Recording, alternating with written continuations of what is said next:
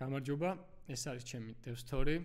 დღეს მე შევეცდები რომ ჩემს გამოცდილების შესახებ გიამბოთ, გითხრათ თუ როგორ მოვედი ამ გზაზე, სადაც ახლა ვდგავარ, რა დაბრკოლებები გავიარე და ვფიქრობ რომ მსმენელისთვის ეს ყველაფერი საინტერესო შეიძლება იყოს. ყველაფერი ალბათ იწყება იმით რომ მე გავიარე ჩვეულებრივი კლასიკური დეველოპერის გზა, ჩავაბარე უნივერსიტეტში. მიუხედავად იმისა, რომ თქვათ უნივერსიტეტამდე მქონდა development-თან რაღაც შეხება და საერთო ჯამში ეს ყველაფერი ბოლოს მაინც უფრო არასერიოზული იყო, იმიტომ რომ არ გამოჩნდა რაღაც კონკრეტული მიმართულება და აქედან გამომდინარე ჩემი კარიერის გზაზე, როდესაც მეკითხებიან ყოველთვის საუნივერსიტეტო გზიდან ვიწყებ ხოლმე. პირველ რიგში მნიშვნელოვანი არის ის, რომ გავიარე კლასიკური გზა. კლასიკური გზა არის ის, რომ უნივერსიტეტში ჩაბარება, უნივერსიტეტის გეგმის გაყოლა და შემდეგ უკვე სამსახურის პერიოდი. მაგრამ სანამ სამსახურამდე მივალ, პირველ რიგში მინდა აღვნიშნო ის, რომ ზოგადად ჩვენს სფეროში მნიშვნელოვანია იმის აღნიშვნა, რომ უნივერსიტეტში ჩაბარება არ არის აუცილებელი. მაგრამ მაგალითად ყავს ბევრი ისეთი მეგობარი ადამიანი, დეველოპერი, tech enthusiast-ი ზოგადად, რომელსაც თქვათ უნივერსიტეტში საერთოდ არ ჩაუბარებია და არ გაუვლია ის გზა, რაც მე გავიარე. თუმცა ეს არ ნიშნავს იმას, რომ ისინი ვინმეზე რამით ნაკლებები არიან. სინამდვილეში ორივე მხარეს თავისი დადებითი და უარყოფითი თვისებები გააჩნია, პლუსები და მინუსები და უნივერსიტეტის შემთხვევაში ეგ პლუსები ჩემი აზრით, ჩემ შემთხვევაში უფრო მნიშვნელოვანია. მე არ ვამბობ იმას, რომ თქვათ ყველა ადამიანს და ყველა software engineer-ი, ვისაც software engineer-ობა, ვისაც სურს მოვუწოდებ რომ უნივერსიტეტში ჩააბარონ, არა, თუმცა პლუსები აუცილებლად დასანახია. ერთ-ერთი ყველაზე მნიშვნელოვანი პლუსი რაც არის ის, რომ თქვათ networking-ი, იმიტომ რომ შესაძლოა შენ უნივერსიტეტში აბარებ, იქიცნობ იმ ხალხს, რომელიც 4 წლის მერე დაასრულებენ შენს ფაკულტეტს და საერთო ჯამში ისინი რაღაც ეტაპზე მაინც გადაგიკვეთებიან განსაკუთრებით ქართულ community-ში, იმიტომ რომ ძალიან მცირე რიცხვია ზოგადად tech სფეროში მყოფი ადამიანების, ვიდრე თქვა სხვა სფეროებშია ეს ყველაფერი და საერთო ჯამში გამოდის ის, რომ თუ ოდნავ მაინც აქტიური ხარ ამ სფეროში და უნივერსიტეტში, შემდგომ ხდება ისეთი რაღაც, რომ ყველას იცნობ და ყველასთან გაქვს, ასე ვთქვათ, ინტერაქცია. ეს არის ძალიან მნიშვნელოვანი. ზოგადად networking-ის აზრის გამტკიცებას უნივერსიტეტი ძალიან ეხმარება. მაგრამ მაგის მინუსი იყო ის, რომ თქვათ უნივერსიტეტში გასწავლიან ბევრ რაღაცას, რაც შეიძლება საერთოდ არ გამოიყენო შენი კარიერის განმავლობაში. და მეტიც შეიძლება საერთოდ არც კი გაინტერესებდეს და გიწევდეს მხოლოდ იმის გამო ჩაბარება და სწავლა, რომ რაღაც კონკრეტულ საუნივერსიტეტო სისტემის გეგმას მიჰყვე. აქედან გამომდინარე, ვიღაცები ამას მიიჩნევენ, რომ არის დროის კარგვა და ურჩევნიათ ხოლმე, რომ თქვათ საკუთარი self-სწავლების გზას გაყვნენ და უნივერსიტეტში საერთოდ არ აბარებენ ხოლმე. რა თქმა უნდა, ამ გზით ალბათ ყველა ადამიანს ინდივიდუალურია და ყველა ადამიანს საკუთარი სურვილები გააჩნია, რა უნდა და საკუთარი სწავლების მეთოდები ასევე. და შესაბამისად პატივს ვცემ ნებისმიერი ადამიანის მოსაზრებას მაგ ჭრილში, მაგრამ მაინც მგონია, რომ უნივერსიტეტში კიდევ შეიძლება ეგეთი რაღაც მინუსი იყოს, რომ თქვათ როდესაც გააჩნია სად აბარებ და სად სწავლობ. როდესაც ვსაუბრობ თქვათ გლობალურ როგორც უნივერსიტეტის ცნებაზე, თუ კი შენ აბარებ MIT-ში პირობითად, სადაც სწავლება ძალიან მაღალ დონეზეა და ზოგადად general computer science-ის იდეას უკეთესად აითვისებ, ვიდრე იმ შემთხვევაში, როდესაც თქვათ უნივერსიტეტში არ სწავლობ, მაგ შემთხვევაში ვფიქრობ, რომ ეგ ძალიან მომგებიანია, მაგრამ როდესაც სწავლობ თქვათ GPA-ში, არ მინდა ახლა დავაკნინო, მაგრამ ზოგადად ვფიქრობ, რომ მაინც გაცილებით ხარისხი ის ასეთ ჭეშმარიტი კომპიუტერულ საინსის მიმართულება ჰქვია, მაინც უფრო დაბალ ლეველზე დგას, ვიდრე თქვათ რაღაც საერთაშორისო და გლობალური მასშტაბის უნივერსიტეტებში. პლუს იქ დავალებები და მიდგომებიც განსხვავდება და შესაბამისად ძალიან სხვანაირი სიტუაცია, ვიდრე თქვათ ქართულ უნივერსიტეტებში.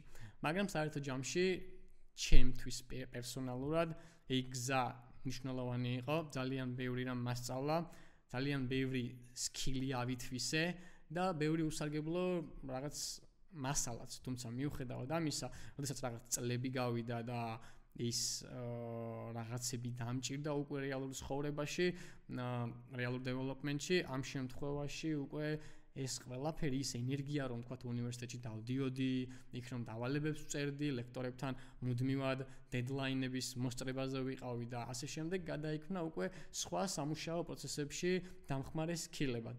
აქედან გამომდინარე, ჩემთვის პერსონალურად უნივერსიტეტს ძალიან დიდი როლი ჰქონდა. კი, ანუ მინუსებზეც ძალიან ბევრი მისაუბრია და ძალიან ბევრი მინუსი დამინახავს უნივერსიტეტში. თუმცა მიუხედავად ამისა, ჩემ შემთხვევაში პერსონალურად პლუსი უფრო მეტი იყო ვიდრე მინუსი. Self-სწავლებას კი, როგორც უკვე ვთქვი, ინდივიდუალურია, ყველა ადამიანს მოსწონს, ყველა ადამიანს არ მოსწონს მსგავსი მიდგომა, ზოგს მოსწონს, ზოგს არ მოსწონს.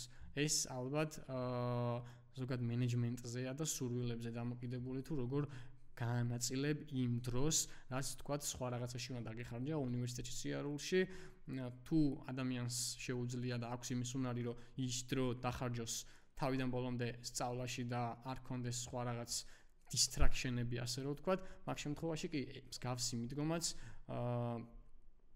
საკმაოდ მომგებიანია. თუმცა საერთო ჯამში ეს ყველაფერი საბოლოო ჯამში ხალხთან კომუნიკაციამდე მიდის და networking-ამდე, იმიტომ რომ როგორც წესი, როგორც უკვე აღვნიშნე, ეს უკანასკნელი ძალიან მნიშვნელოვანია. ჩემი უნივერსიტეტში სწავლებისა და ყოფნის პერიოდში მახსოვს, რომ ძალიან ბევრ ტექნოლოგიას და ბევრ რაღაცას მივედ-მოვედე. მნიშვნელოვანი აქ ის არის, რომ არ ვიცოდი უბრალოდ კონკრეტულად რა მიმართულებისკენ უნდა წავსულიყავი 4 წლის მერე, როდესაც მე უნივერსიტეტს დავამთავრებდი. აქედან გამომდინარე, გაურკვევლობაში ვიყავი, იმიტომ რომ არ ვიცოდი რა ტექნოლოგია იყო უკეთესი, რისი სწავლება იყო ხელსაყრელი, რა მიმართულება უნდა ამერჩია. აქედან გამომდინარე, გადაწყვიტე, რომ ყველაფერი მეცადა, ყველა მიმართულება, ბეიზიკები მესწავლა, გამეკეთებინა რაღაც პატარა ამოცანები, პატარა პროექტები და შესაბამისად რაღაცა გზა დამესახა იმისთვის, თუ რა მიმართულება უნდა ამერჩია, თქვა უნივერსიტეტს, როდესაც დავასრულებდი და როდესაც უკვე პრეტენზია მექნებოდა იმაზე, რომ მე დამეწყო მუშაობა. რაღაც ეტაპზე მე ვცადე Java, მე ვცადე front-end-ი, ვცადე Swift-ი, iOS development-ი, პატარ-პატარა პროექტებს ყველაფერზე ვაკეთებდი ხოლმე და შესაბამისად ვცდილობდი თავის რაღაც პლუსები და მინუსები მეპოვნა, თუ რა სჯობდა, რა ტექნოლოგიას გავყოლილიყავი და რომელი ამომერჩია. ჩემს შემთხვევაში ბევრი რისერჩისა და ბევრი სხვადასხვა მაგალითების შედეგად აღმოვაჩინე, რომ ყველაზე მეტად მომწონდა .NET ეკოსისტემასთან მუშაობა.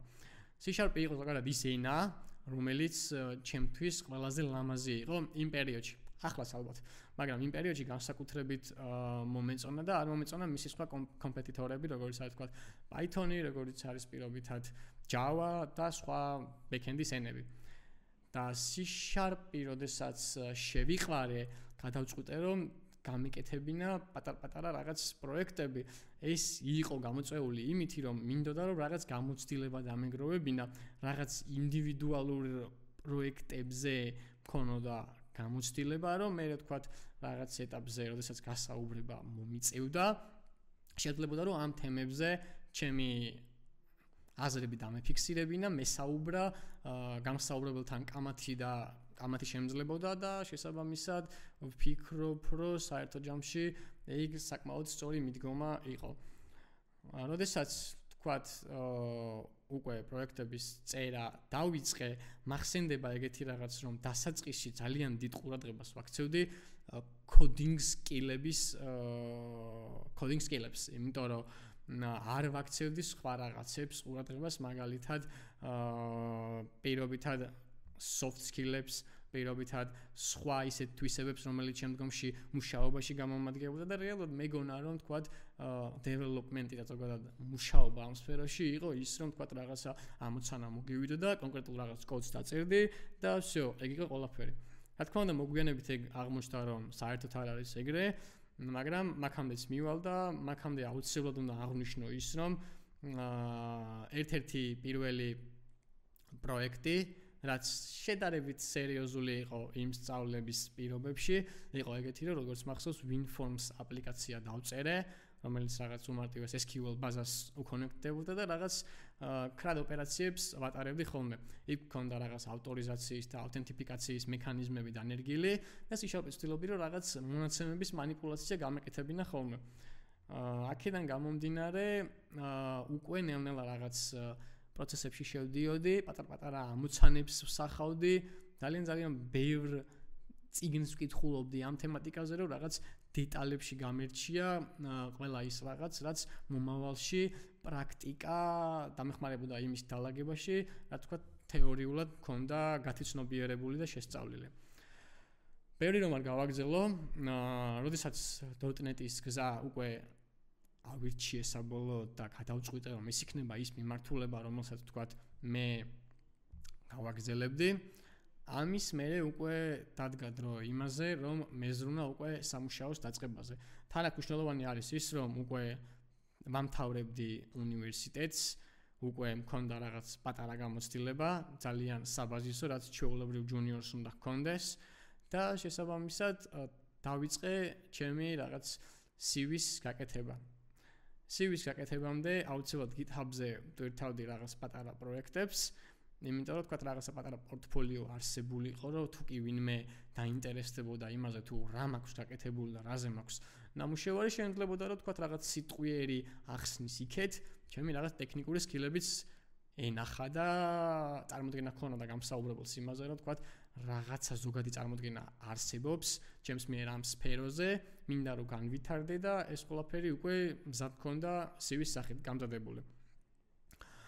მახსოვს ეგეთი რაღაცა, რომ იმ პერიოდში, როდესაც პირველი სამსახური დავიწყე, პირველი სამსახური როგორც წესი, ჯუნიორებისთვის ძალიან უცნაურია, იმიტომ რომ ამ პერიოდში შენ ხარ ის ადამიანი, რომელიც ალბათ გაათმაგებული დოზით იღებ ძალიან ბევრ ინფორმაციას, პროექტზე, იღებ ინფორმაციას ახალ ტექნოლოგიებზე, თულებზე, ესაძლოა legacy კოდი იყოს და ისეთი რაღაცები, რაც თქვა მანამდე გაგებული საერთოდ არ გაქვს, რაც და შემდგომ იწყება რაღაც შენი თავიდან აღმოჩენა, რომ თურმე რაც კი ცოდნა გაგაჩნია, რეალურად ის ცოდნა რეალური დეველოპმენტისთვის თლად საკმარისი არ არის და შესაბამისად საკუთარი თავით ვერ კმაყოფილდები. ამიტომ გიწევს ათმაგად შრომა საკუთარ თავზე, მუშაობა და როგორც წესი, ეს არის უკვე ის საწყისი რაღაცა გზა, რომელსაც უკვე კარიერული გზა და ზრდა და განვითარება ჰქვია ხოლმე.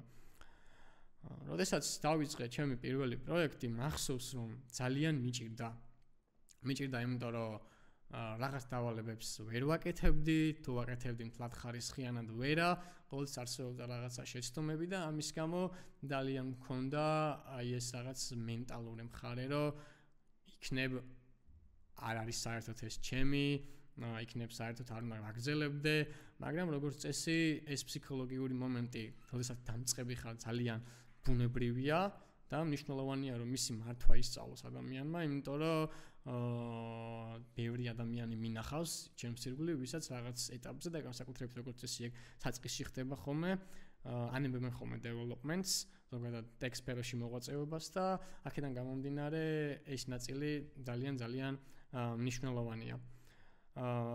მნიშვნელოვანია აგრეთვე ის, რომ კითხვების დასმა გვიყვარდეს და ჩემი შეცდომები რაც კი დამიშვია არის ის, რომ ძალიან მეშინოდა კითხვების დასმის, რომ თქვა მენტორთან ან უფროსთან რაღაც კითხვები დამესვა კონკრეტულ საკითხებზე. ეს ალბათ იმიტომ, რომ მეგონა რომ ჩემს ცოდნაში დარწმუნებული არ ვიყავი და ალბათ ვფიქრობდი ისეთ რაღაცებს, რომ თქვა არ მინდოდა ჩემი მენტორისთვის თუ უფროსისთვის წარმოდგენა შემექმნა ისეთი, რომ მე არაფერი არ ვიცოდი და არსებობდა მსგავსი შიშები. მაგრამ რაღაც ეტაპზე ხვდები, რომ senior developer-ებს და ზოგადად გამოცდილ developer-ებს ძალიან გვსიამოვნებს, როდესაც კითხვებს გვისვამენ. ეს რომ ცოდნოდა მე მაშინ დასაწყისში აუცილებლად ძალიან ბევრ კითხვას დავსვამდი და ძალიან ბევრ ადამიანს, რომელიც თქვა ჩემს ირგვლივ იყო იმ დროს და გამოცდილი იყო, შევაწუხებდი. ეს არის ალბათ ერთ-ერთი ის, რაც მე არ გავითვალისწინე და ძალიან ბევრი ვიცვალე მარტო, იმიტომ რომ უფრო მაინც საერთო ჯამში საკუთარ თავზე ვიყავი თავიდან ბოლომდე დამოკიდებული და ვფიქრობდი, რომ სხვა ადამიანების დახმარება ნაკლებად მჭირდებოდა. ან მჭირდებოდა ძალიან, თუმცა მისვლა და თხოვნა არ შემეძლო. აქ მნიშვნელოვანი არის ეგეთი რაღაც, რომ როდესაც პირველი სამსახური უკვე მოვიდა რაღაც ეტაპი და ჩვენი dev therapy-ის ერთ-ერთი მეორე სტუმარი, მეორე სტუმარი უბრალოდ არჩილი რაღაც ეტაპზე იყო მაგისტრატურაზე ჩემი ლექტორი და მახსენდება რომ მაშინ მითხრა ეგეთი რაღაც რომ შემომთავაზა უბრალოდ რომ თუკი მისი ჩემი გამოცდილება შესაბამისი იყო იმ ვაკანსიისა რომელსაც ის მთავაზობდა, მაშინ შემოგვიდგა რომ რაღაც პროექტებზე დამეწყო მუშაობა. მე რაღაც გასაუბრებები ჩამიტარეს, მე პროექტი დავწერე და ამგვარად უკვე გადავედი ჩემს მეორე სამუშაოზე და დავიწყე რაღაც დეველოპმენტის ახალი გზა. ახალი გზა დავიწყე, იმიტომ რომ მეორე სამსახურში რაც ყველაზე მნიშვნელოვანი იყო, დეველოპმენტი კიდევ უფრო სხვა თვალით დავინახე. რომ არსებობდა რაღაც თიმები, ერთგუნდად შეკრულები, გავიგე პირველად საერთოდ რა იყო Scrum-ი, გავიგე Agile-ის აზრი ზოგადად და მსგავს სიტუაციები დამეხმარა იმაში, რომ როგორც დეველოპერი თვით რეალიზაცია უფრო მომეხდინა, იმიტომ რომ როგორც მახსენდება მეორე სამსახურში ძალიან დიდი გამოცდილება მივიღე, თან ეს იყო ზუსტად COVID-ის პერიოდი დაახლოებით. და ზუსტად მაშინ ალბათ ჩემი ეს სწავლების ნაწილი და თეორიული ნაწილი, როდესაც უკვე მკაცრ პრაქტიკულ მაგალითებზე გადავიდა, ძალიან დალაგდა და უფრო სერიოზულად მივუდექი დეველოპმენტს, უფრო მეტ კითხვას ვსვავდი, მეტ ადამიანს ვაწუხებდი და უკვე გრძნობდი რომ რაღაც ახალი ცოდნა მემატებოდა ამ სფეროში. ეს უკვე არ იყო მხოლოდ coding skill-ები, არამედ იყო რაღაც ასევე თეორიული, პრაქტიკული, მაგრამ საერთო ჯამში soft skill-ების ცოდნაც ზუსტად მაქედან შევიძინე. რაც მახსენდება ერთ-ერთი ყველაზე პირველი მეორე სამუშაოდან პირველი დაწერილი პროდუქტი, მოდი ასე დავარქმევდი, რომელიც live production გარემოზე გავიდა, იყო ეგეთი, რომ კონკრეტულ კაფეს სჭირდებოდა რაღაც უმარტივესი სკანერი, რომელიც რაღაც პროდუქტს დაასკანერებდა და მე დამევალა ზუსტად ამ ყველაფრის იმპლემენტაცია, მოვახდინე ამის იმპლემენტირება, დავწერე ძალიან მარტივი ფუნქციონალი და მახსოვს რომ როდესაც გადავიდა ის კონკრეტული ფუნქციონალი production environment-ზე, იმ კონკრეტულ კაფეში წავედი და იმიტომ რომ მენახა რამდენად მუშაობდა ჩემი ეს ფუნქციონალი, რამოდენიმე განსხვავებული პროდუქტი შევიძინე, იმიტომ რომ მეჩვენა, რო თქვა ეს რაღაც სკანერის ფუნქციონალი რამდენად სწორად მუშაობდა და ძალიან სიამოვნებას ვიღებდი ამით, რომ რაღაც contribution-ი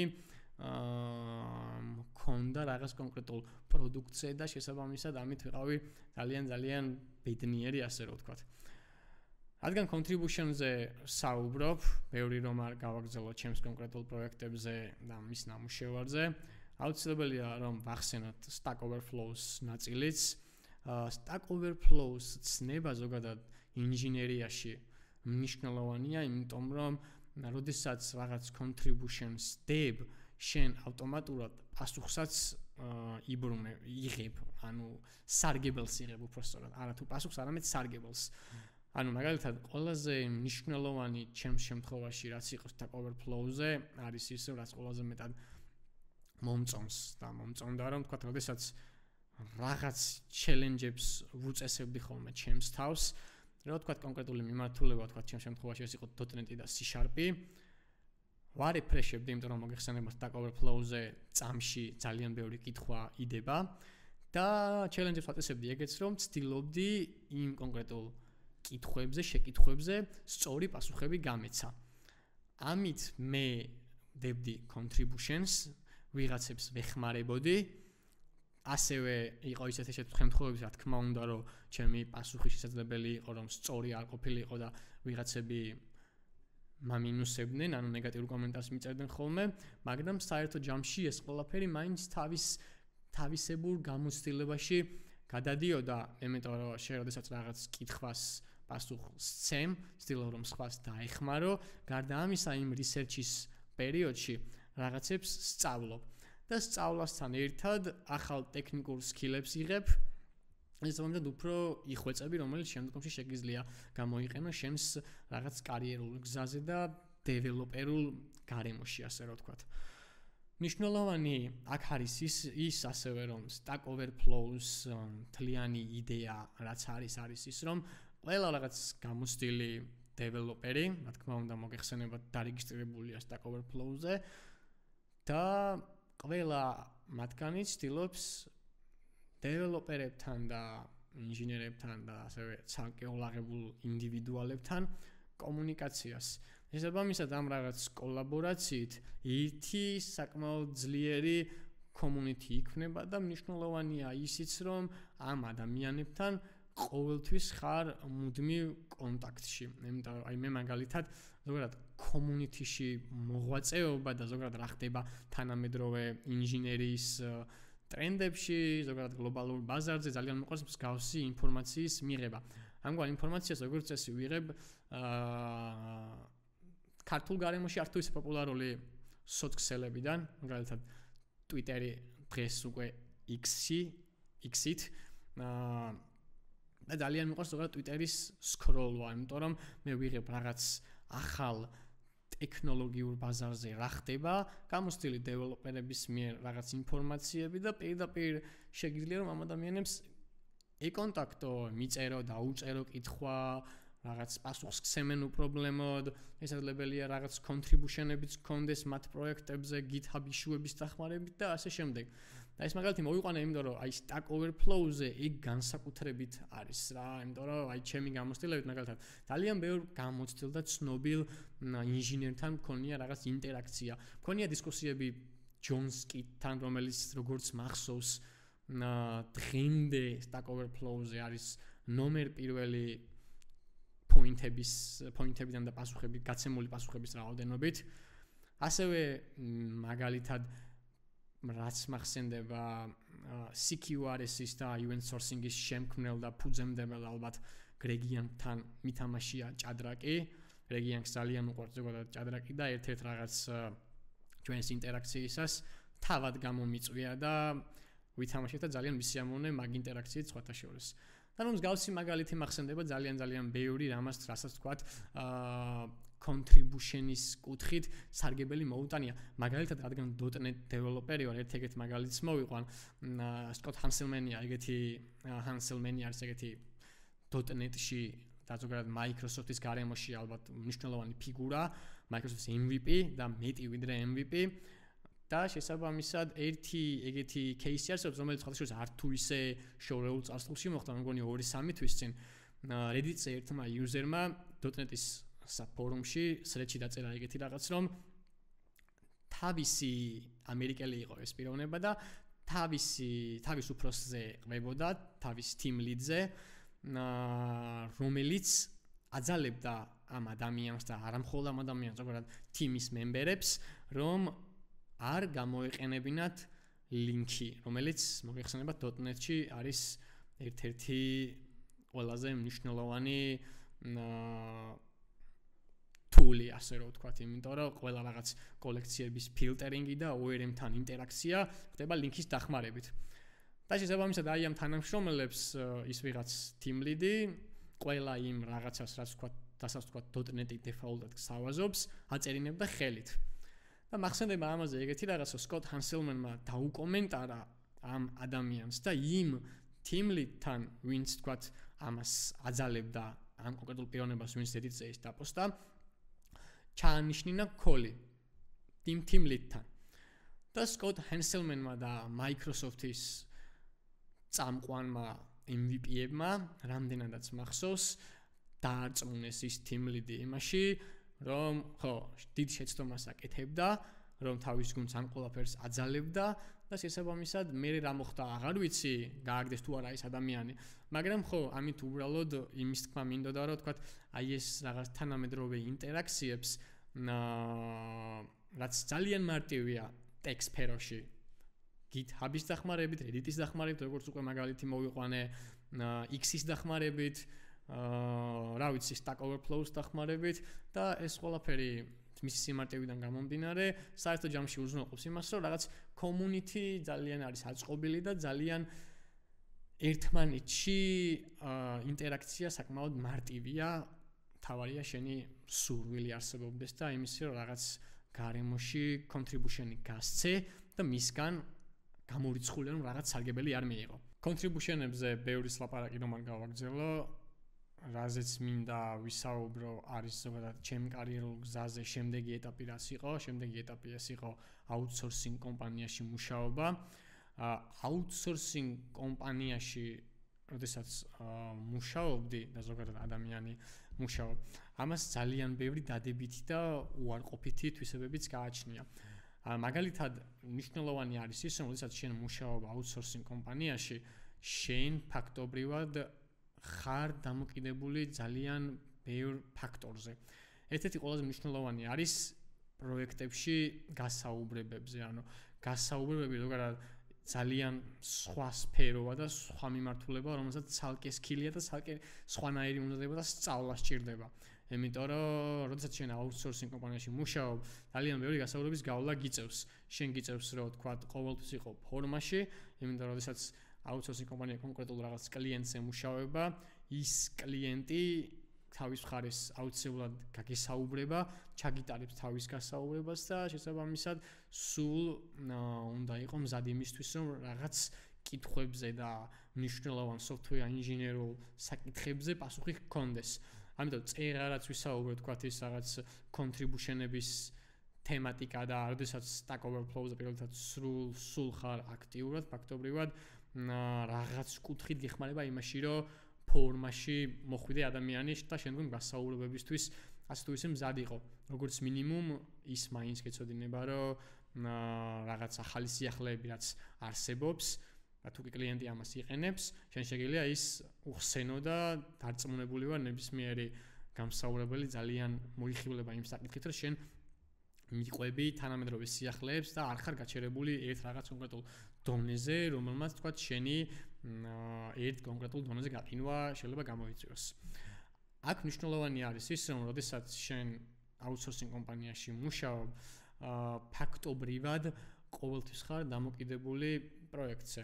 აი მაგალითად არსებობს ეგეთი სიტუაციებიც, როდესაც შენ უკვე გაივლი გასაუბრებას, გადალახავ რაღაც მსგავს პროცედურებს, როდესაც შენ ხვდები კონკრეტულ პროექტში, რა თქმა უნდა, დასაწყისში პროექტის შესწავლა გიწევს, ხო?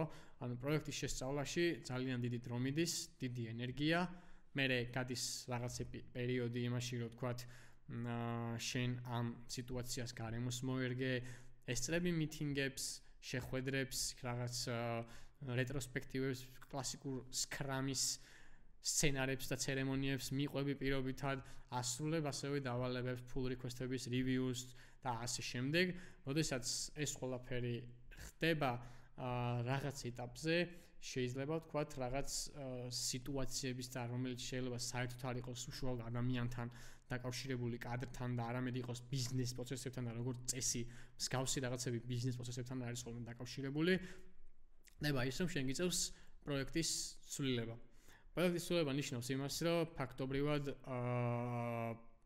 შენ ახლიდან უნდა გაიარო გასაუბრები ახლა სხვა კლიენტთან, სხვა კლიენტმა შეიძლება დაგარეჯექტოს და აქედან გამომდინარე, როგორც უკვე ვთქვი, საერთო ჯამში ყოველთვის გიწევს რომ იყო მზად. ეს კონკრეტული პროცესი სინამდვილეში არის საკმაოდ სტრესული, მაგრამ რეალურად რომ შევხედოთ, სტრესთან ერთად ძალიან დიდ გამოცდილებას და ცოდნას იღებ ადამიანი. უბრალოდ ხშირად აი ჩემი გამოცდილებიდან მაგალითად მქონია ეგეთი შემთხვევა რა, რომ რაღაც ეტაპზე და განსაკუთრებით ეგ 2 წლის წინ იყო, მე პროექტში ასე ვთქვათ მუშაობდი კონკრეტულ პროექტში, მოხდა რაღაც ომის სიტუაცია რომ იყო რუსეთ უკრაინას შორის, მოხდა ეგეთი რაღაც რომ უბრალოდ კლიენტმა აღარ ისურვა, ვთქვათ, რაღაც ბიუჯეტის ნაკლებობის გამო, ან რაღაც სხვა სიტუაციების გამო ის რომ კონკრეტულად რომელიმე კადრთან, ან ხუაში ჩემთან გაიგრძელებინათ მუშაობა. მსგავსი სიტუაციები რეალურად ახლაც ხდება მაგალითად ის რომ ხშირად არის ეგეთი რაღაცები რომ არათუ აუთსორსინგ კომპანიის რომელიმე კლიენტმა პირობითად შეიძლება მოითხოვოს ის რომ თქვა კადრი უნდა იყოს მაგალითად ევროკავშირის ქვეყანაში დაფუძნებული და უნდა იყოს ახლოს მაგ გარემოსთან, იმიტომ რომ ხშირად არ უღირს, ხშირად რაღაც ბიუროკრატიული საკითხებია, ხშირად უბრალოდ სხვა რაღაცებს ენიჭება პრიორიტეტი, რომ რამდენად შეიძლება ამ ადამიანის რელოკაცია რაღაც პერიოდით რა თქმა უნდა და ასე შემდეგ.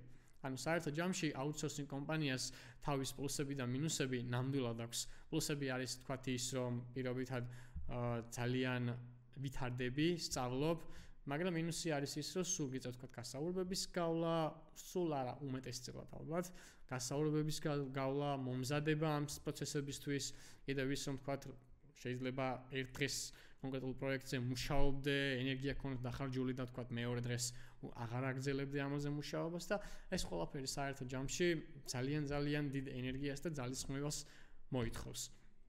რაღაცა როდესაც მაგალითად ჩემი პერსონალური გადმოსახედიდან როდესაც მე მუშაობდი აუთსორსინგ კომპანიაში ძალიან წინ წავედი და ძალიან დავხვეწე ბევრი ჩემი რაღაცა სკილი იმიტომ რომ ვიზრდებოდი უკვე ვძნობდი რომ რაღაც პროცესებში უკვე სერიოზულად ვიყავი ჩართული ვიცოდი ის რომ თქვათ გასაუბრებისთვის მუდმივად მზადყოფნაში ვიყავი და აქ როგორც წესი უკვე შემოდიოდა ჩემთან მიმართებაში ყოველ შემთხვევაში rejection-ის შიში ვთქვათ გამსაუბრებლებისგან. rejection-ის შიშის კონტროლი არის ძალიან მნიშვნელოვანი. ეს გამომდინარეობს იქიდან რომ როგორც წესი ხშირად ეს rejection-ი არ არის იმიტომ რომ ვთქვათ შენი ტექნიკური სკილები ან შენი რაღაც soft სკილები არ არის საკმარისი. შეიძლება რაღაცა სხვა ბიზნესთან ასოცირებული მიზეზი იყოს.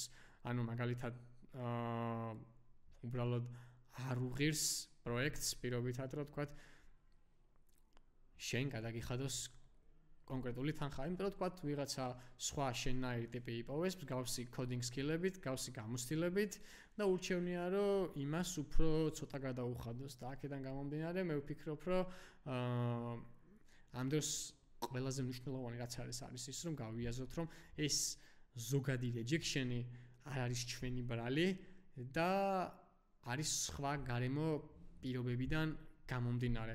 იმიტომ რომ შენ თუ მაგისთვის მზად არ ახარ, მაშინ ფსიქოლოგიურად და მენტალურად ძალიან ეცემი მაგ დროს და მე მინახავს ძალიან ბევრი ადამიანი, რომელთაც თქვათ მსგავსი გამოცდილების მერე რომ თქვათ რაღაც უარყოფა მიუღიათ ერთხელ, ორჯერ, სამჯერ თუ შეფასება ძალიან დავარდნიათ და საერთოდ იმაზეც კი დაფიქრებულან რომ უღირდათ თუ არა გაგრძელება ზოგადად development-ის.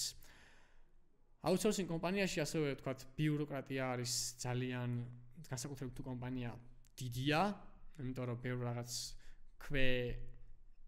ქვესიმრავლეზე ხარ დამოკიდებული და აქედან გამომდინარე, რა თქმა უნდა ეს ბიუროკრატიული ნაწილიც ალბათ უფრო ჭარბია და როგორც წესი დეველოპერებისთვის ალბათ ხელის შემშლელი, იმიტომ რომ ბევრი პროცესი ერთმანეთს ოდესას ემატება, ბევრი შეხვედრა, ბევრი ბიუროკრატიული პროცესი, ბევრი რაღაც სხვა მიზეზი, დიალოგები შენს თანამშრომლებთან საერთო ჯამში კოდინგისთვის ძალიან ცოტა დრო გრჩება ხოლმე, იმიტომ რომ სხვა რაღაცები გვართმევენ ხოლმე დროს. აი მაგალითისთვის რაც მახსენდება, მე მახსოვს რომ ჩემს შეუძლებს რაღაც ეტაპზე ეგონათ რომ development-ი იყო უბრალოდ ის რომ ვიღაცა დავალებას მოგცემდა, შენთვის კოდს დაწერდი და всё, მეტი არაფერი არ იყო. მაგრამ სინამდვილეში რაც მომემატა ეს გამოცდილება და წლები ერთმანეთზე დამიგროვდა, მივხვდი რომ კოდინგის ნაწილი ალბათ ყველაზე უფრო მცირეა, იმიტომ რომ ყველაზე მნიშვნელოვანი მაინც ამოცანის გააზრება და ის რაღაც დრო, რაც development-ს უნდა მოხმარდეს თვითონ პროცესს უფრო მეტი წილი სხვა რაღაცებზე მოდის, ვიდრე უშუალოდ კოდინგზე. ეს იყო, ვთქვათ, აუთსორსინგ კომპანიაში ჩემი მუშაობის გამოცდილება. ძალიან გავიზარდე იმ პერიოდში, წინ წავედი, ბევრი რაღაც ვისწავლე და როდესაც უკვე ვთქვათ, დრო მოვიდა იმაზე, რომ უკვე უნდა გამომეცვალა გარემო, გადავწყვიტე, რომ გავსულიყავი რაღაც უფრო უცხოურ ბაზარზე, ანუ უკვე მომზადება დავიწყე, სხვანაირი გასაუბრებებისთვის, არა უშუალოდ უკვე პროექტზე ვიყავი დამოკიდებული, რაც ვთქვათ, აუთსორსინგ კომპანიას ახასიათებდა, არამედ უფრო საერთაშორისო სტანდარტებზე მორგებულ გასაუბრებებზე, აი მაგალითად, როგორც წესი, პირველი მსგავსი კომპანიაში მოსახლე, როგორც წესი, პირველი ეტაპი არის ხოლმე HR-თან გასაუბრება, მერე არის რაღაც გიგზავნიან ტექნიკურ ამოცანის და როგორც წესი იქ არის კოდილითის რაღაც ლინკი, სადაც რაღაც კონკრეტულ დროში, კონკრეტული რაოდენობის და სირთულის ამოცანები უნდა შეასრულო ხოლმე. მაგის მერე რაც მოდის არის ისო თუ გადალახი ეგ ეტაპი და განიხილავენ ამ ყველაფერს, მერე უკვე მოდის კიდევ ერთი არატექნიკური კოლია ხოლმე როგორც წესი და ხდება ხოლმე ამ პერიოდში შენი რაღაც ხელფასზე საუბარი როგორც წესი, მერე მოდის ზოგადი ამოცანის გაცნობა, რომ ვინ ვართ, რას წარმოვადგენთ და ასე შემდეგ, რაც ფაქტობრივად HR-ის კოლია, მაგრამ საერთო ჯამში ხშირად ქონია ისეთი გასაუბრებებიც კი, როდესაც ვთქვათ, არ იყო საუბარი ერთ კოლზე ამ ყველაფრის გაზიარება უბრალოდ არ იყო ერთ კოლზე გადაწყვეტილი და ამისთვის საჭირო იყო რაღაც კოდილითის ტესტის მერე სხვა რაღაც შინაარსობრივი გასაუბრება. აი მაგის მერე როგორც წესი უკვე ინიშნებოდა ხოლმე ტექნიკური გასაუბრებები. აქ იყო ორი ძირითადი ნაწილი, ერთი არის live coding-ი როგორც წესი და მეორე არის რაღაც თეორიული კითხვების დასმა. აქ ძალიან დიდ ყურადღებას აქცევენ ხოლმე იმას გასაუბრებებზე, თუ როგორ აზროვნებ, ანუ ადამიანებს როგორც წესი დეველოპერებს და ინჟინერებს აინტერესებთ ის თუ როგორ ფიქრობ და საერთოდ არ აინტერესებთ შენი ტექნიკური გადაწყვეტილების შედეგი. ანუ სინამდვილეში შეიძლება რაღაც ამოცანა ვერ დაუწერო live coding-ის დროს, მაგრამ როგორც ფიქრობ ლაპარაკის პროცესში იმდენად მოეწონოთ, რომ შეიძლება ნაკლებია ზოგადად მაგის შანსი, მაგრამ შეიძლება და არის მაგის ალბათობაც, რომ ეს ყველაფერი ჩაგითვალოს გამსაუბრებელმა, რა ხო, ოკეია. როდესაც ვთქვათ, მე უკვე გადაწყვეტე ცვლილება და ნუ მე უკვე არის ხოლმე რაღაც კიდევ ერთი მიტინგი როგორც წესი და მე არის უკვე სამუშაო პროცესი. ეს არის როგორც სტანდარტული რაღაცა, რითვისაც დავიწყე მე მზადება. როდესაც მე დავიწყე უკვე უცხოურ რაღაც კომპანიებში CV-ების დაგზავნა, rejection-ზე უკვე ვისაუბრე, ძალიან ბევრი reject-ი მომდიოდა. ზოგი საერთოდ არ გამიხილავდნენ ჩემს რეზიუმეს, ზოგჯერ ტექნიკურ ინტერვიუზე ვიყავი დაბრაკული, ასე ვთქვათ, ზოგჯერ პირობითად საერთოდ არც კი გაუციათ პასუხი და ასე შემდეგ. ხშირად ხდება ხოლმე რაღაც თანამედროვეობაში ინტერნეტში განსაკუთრებით, რომ ძალიან მარტივია development-ში სამსახურის შოვნა, სამსახურის ცვლილება, რაც დაივიწყეთ, არის აბსოლუტური ტყუილი, ძალიან ბევრ ენერგიას მოითხოვს, ბევრ რაღაც ისეთ skills, რომ შენ სამსახური იშოვ და განსაკუთრებით, როდესაც საუბარია remote job-ზე და საქართველოსთან მუშაობაზე. ამ ყველაფერზე მოგვიანებით ვისაუბრებ, მაგრამ რაღაც ეტაპზე ერთი სიტყვით ძალიან ბევრი უარყოფის მერე, ძალიან ბევრი რაღაც rejection-ების შედეგად ერთ-ერთ ლონდონურ კომპანიაში, რომელიც უკვე აღარ იყო outsourcing კომპანია, იყო ჩვეულებრივი რაღაც სტარტაპი, ოღონდ იმაზე მეტი ვიდრე ჩვეულებრივი სტარტაპია, უფრო გაცილებით დიდი იყო, დიდი რესურსები ჰქონდა, დიდი ფულადი ხარჯები ჰქონდა და შესაბამისად ფაც სტარტაპად არ ითვლებოდა ეგეთი კომპანია. გავიარე გასაუბრება და მოვხვდი London based კომპანიაში. London based კომპანიაში, როდესაც მოვხვდი, უკვე კონცენტრირებული ვიყავი მათ საკუთარ რაღაც პროდუქტზე და შესაბამისად ვსწავლობდი, რომ ეს პროდუქტი ძალიან კარგად ამეთვისებინა. იმიტომ რომ ჩემი ყოველდღიურობა ფაქტობრივად არ იყო იმაზე, რომ თქვათ ვიღაცა კლიენტზე რაღაც კონტრიბუშენი გამეცა, არამედ უკვე იმაზე, რომ ჩვენ იმ კომპანიის, სადაც მე ვმუშაობდი, პროდუქტის ზრდაზე იყო კონცენტრაცია თავიდან ბოლომდე. რა თქმა უნდა, ის გამოცდილება, რაც მანამდე ქონდა ტექნიკური soft skill-ების, იქ რაღაც პროდუქტის კუთხით მიდგომები, რაც არსებობს, ძალიან გამომადგა და შესაბამისად უკვე უშუალო პროცესში ვიყავი. აქ მნიშვნელოვანი იყო ის, რომ ვიყავი senior software engineer-ად, მუშაობდი და ჩემს ზემოთ დგომი პიროვნება ვინც იყო, ეს იყო principal software engineer-ი. და სხვადასხვა ეს იყო ერთ-ერთი პირველი გამოცდილება, როდესაც principal software engineer-თან მქონდა შეხება და პირდაპირ ინტერაქცია. ეს ადამიანი იყო ძალიან გამოცდილი, მქონდა ინჟინრობის ალბათ 30 წლიანი გამოცდილება და ძალიან ბევრ რაღაცას სწავლობდი ამ ადამიანისგან. ანუ კომპანიაში ყველაფერი იყო რაღაც იდეალურად, პროცესები დალაგებული იყო იდეალურად, მაგრამ ეს ადამიანი, როდესაც გამოჩნდა, ძალიან ბევრი რაღაც შეიცვალა. ოღონდ შეიცვალა არა იმიტომ, რომ ეს ადამიანი აღმოჩნდა ცუდი, არც ერთ შემთხვევაში, არამედ იმიტომ, რომ ამ ადამიანმა კომპანიაში არსებული ისეთი პრობლემები დაინახა, არა მხოლოდ მენეჯმენტის, არამედ ტექნიკური კუთხითაც და სხვა პროცესებში ბევრი გარღვევა ნახა ამ ადამიანმა ისეთი, რომელმაც თქვათ ხელი შეუწყო იმას, რომ უკვე მეც ვფიქრობდი, რომ რაღაც პროცესები იყო საკმაოდ დაულაგებელი. მართლა, ანუ რაღაცებზე თუ დასაწყისში ვფიქრობდი, რომ ყველაფერი იყო სხვანაირად, ამ principal engineer-მა დამანახა ის, რომ რაღაცები მართლაც არეული ყოფილა. ამ ადამიანისგან ძალიან ბევრი რამ ვისწავლე, ბევრი გამოცდილება მივიღე, თუმცა აქ არის ერთი მნიშვნელოვანი დეტალი, რაც აუცილებლად უნდა აღინიშნოს. და ეს არის ის, რომ ამ ადამიანს მიუხედავად იმისა, რომ დიდი გამოცდილება ჰქონდა, 30 წლიანი გამოცდილება, მარტივი ამბავი არ არის, საკმაოდ დიდ ძალისხმევას და ბევრ შრომას მოითხოვს. ამ ადამიანს უბრალოდ აკლდა რაღაც social skill-ები. ის თუ როგორი ინტერაქცია და კომუნიკაცია გექნება შენს თანამშრომლებთან, ძალიან მნიშვნელოვანია ყოველდღიურობაში. იმიტომ რომ მიუხედავად ამ ადამიანის პროფესიონალიზმისა, საერთო ჯამში მისი ეს პროფესიონალიზმი რაღაც კუთხით ალბათ მაინც იკარგებოდა, იმიტომ რომ უბრალოდ არ ქონდა, უბრალოდ არ შეეძლო, რომ ეს თავისი სათქმელი სწორად მიეტანა მის თანამშრომლებამდე და გამოდიოდა საერთო ჯამში, რომ იყო ძალიან ტოქსიკური და ძალიან ისეთი ტიპი, აი ძალიან ბევრს რო გფუშავს და ძალიან ბევრს რომ გპრესავს. საერთო ჯამში ეს დამეხმარა იმაში, რომ ძალიან ვისწავლე ასეთ ადამიანებთან როგორ ინტერაქცია უნდა მქონდეს, რომ თქვათ ეს რაღაც მისი ეს მხარე დამებალანსებინა.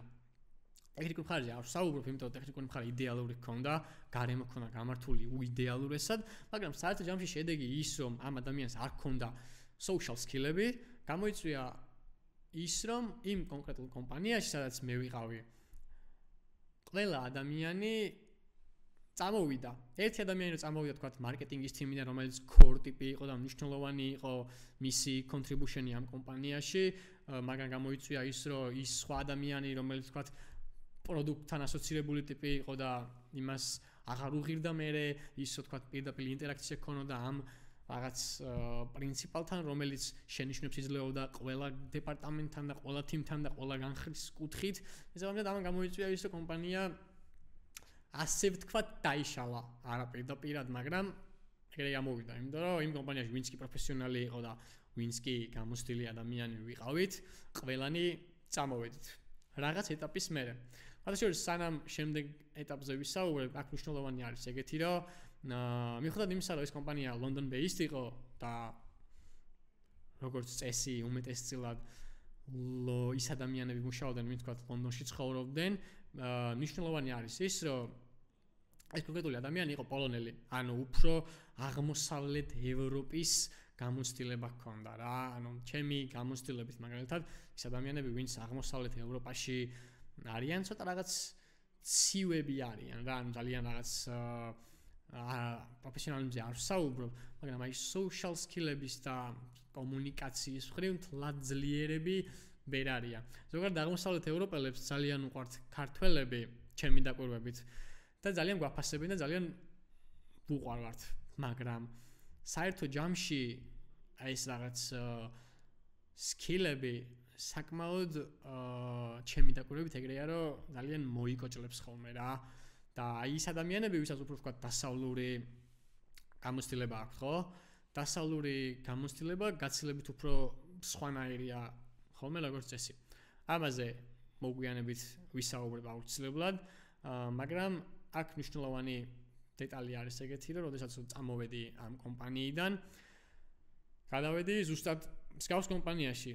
ოღონდ ეს კომპანია იყო Miami based კომპანია და ამ კომპანიაში Web3 კომპანია არის, სადაც ახლა ვარ.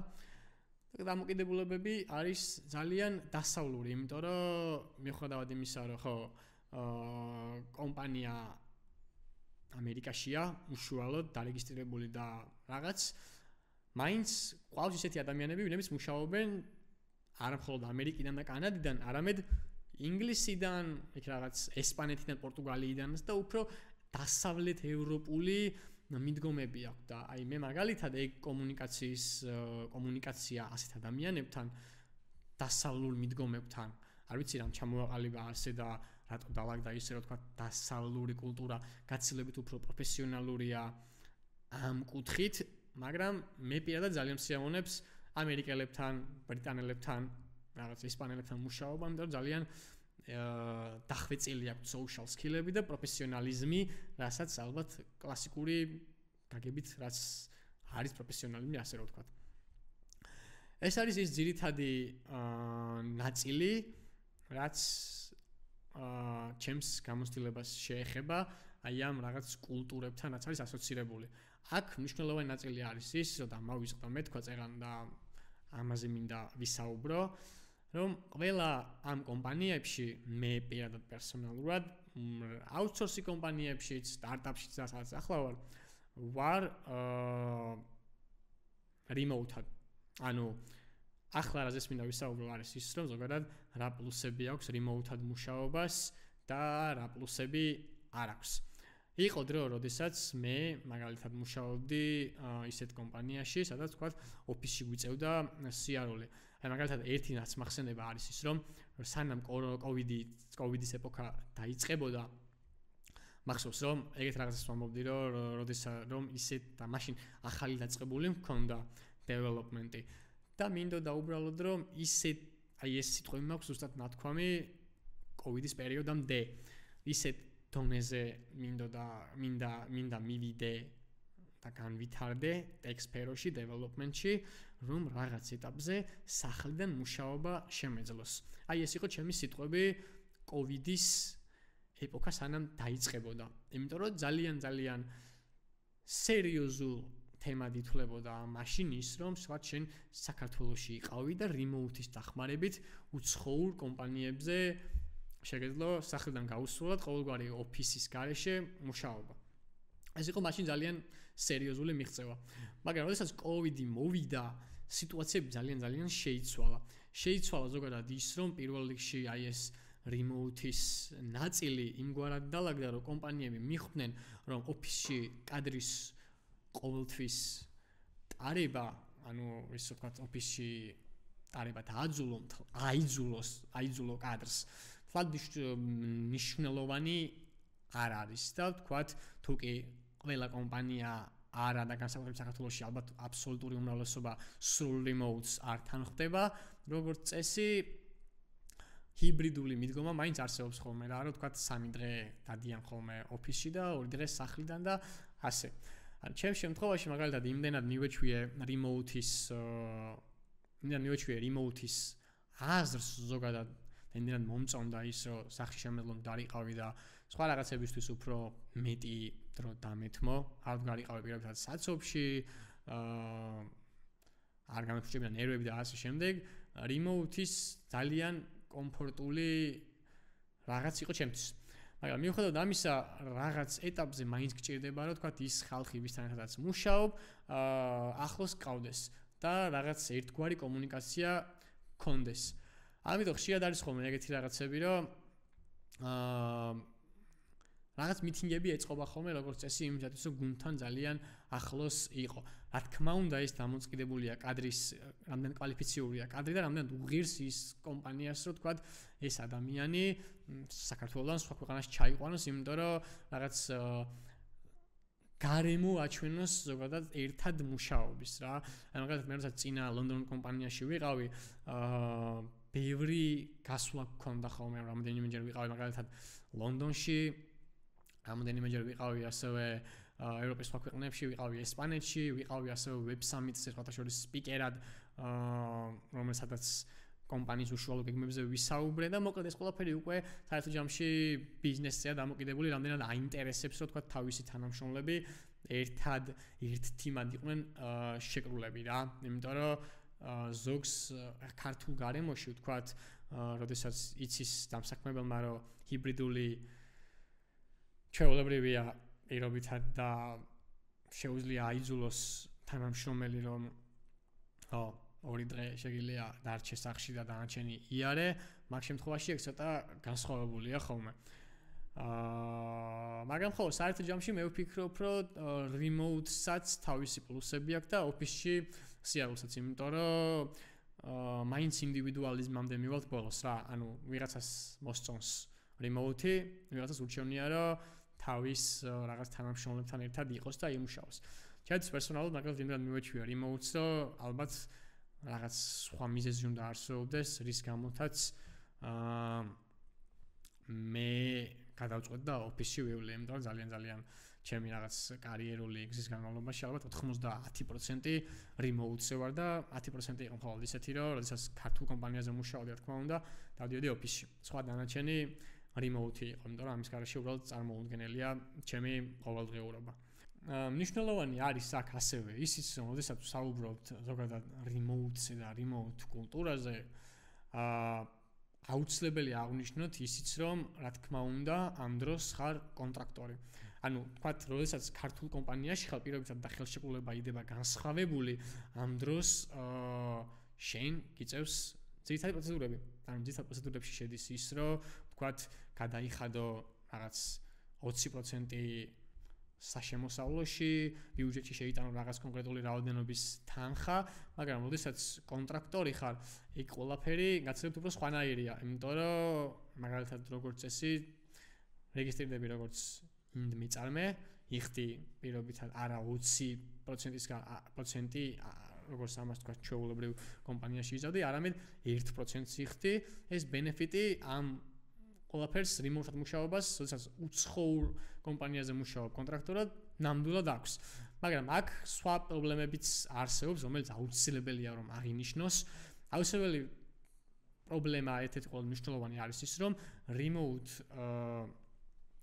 კონტრაქტორ ჯობის დროს, როგორც წესი, სტაბილურობა არის ძალიან ნაკლები.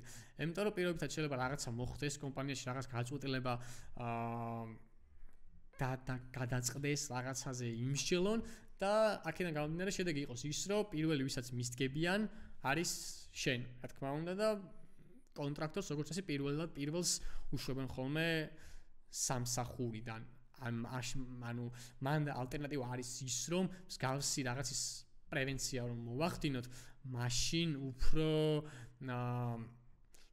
ძალიან სტაბილური კონტრაქტორის ჯობი უნდა იყოს რა, იმიტომ რომ როგორც წესი ან ძალიან კრიტიკულად უნდა ჭირდებოდა კომპანიას და შენს გარეშე კომპანია ვერ უნდა ფუნქციონირებდეს, ან რაღაც სხვა მიზეზი უნდა არსებობდეს იმისთვის, რომ თქვა კომპანია შენ არ მოგდგეს. იმიტომ რომ კი, არის ეგეთი ის ლეიოფები, სიტუაციები, როდესაც კომპანიას შეუძლია უპრობლემოდ კარგად თავისუფლოს, განსაკუთრებით კი როგორც წესი კონტრაქტორობის დროს ეს ყველაფერი ხელშეკრულებაში წერია ხოლმე.